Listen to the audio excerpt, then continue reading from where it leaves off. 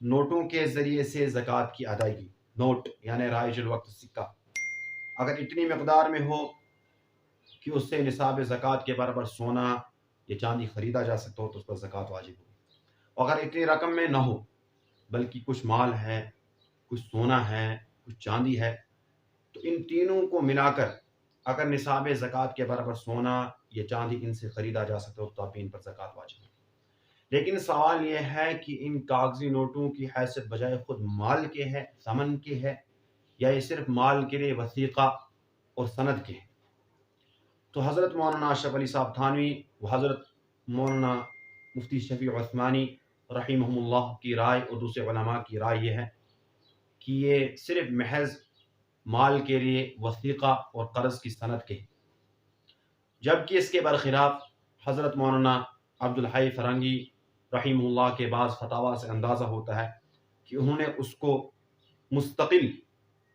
نوٹوں کو مستقل ثمن یعنی کرنسی اور مالیت کا درجہ دیا ہے۔ موجودہ دور کے اہل علم بھی ان کو مستقل ثمن قرار دیتے ہیں، اس لیے عصر حاضر کے تمام فقہا نے ثمن کی دو قسمیں کی ہیں، ایک ثمن حقیقی یا خلقی جس میں سونا اور چاندی، دوسری ثمن اصطلاحی و حکمی جو حکومت کے فرمان اور لوگوں کے عرف کی وجہ سے ثمن کا درجہ رکھتا ہو۔ پہلی رائے کے مطابق عمل کرنے کی صورت میں صرف نوٹوں کو دینے سے زکوٰۃ کی ادائیگی نہیں سمجھی جائے گی، بلکہ اس سے مال بعد میں خرید کر بھی دینا ہوگا۔ اگر کسی شخص نے نوٹ بطور زکوٰۃ کے دے دیے اور بعد میں اس سے وہ گم ہو گئے تو اس سے زکوٰۃ کی ادائیگی نہیں سمجھی جائے گی۔ یا اسی طرح اگر کسی نے نوٹ بطور زکوٰۃ کے دے دیے اور ایک مدت کے بعد ان نوٹوں کو استعمال میں لایا گیا، جس سے کہ دینی مدارس میں عام طور پر ہوا کرتا ہے، اور اس وقت ان نوٹوں کی قیمت میں وہ کمی آ گئی ہو تو اس سے زکوٰۃ کی ادائیگی میں بھی کمی آئے گی اور نقص سمجھا جائے گا۔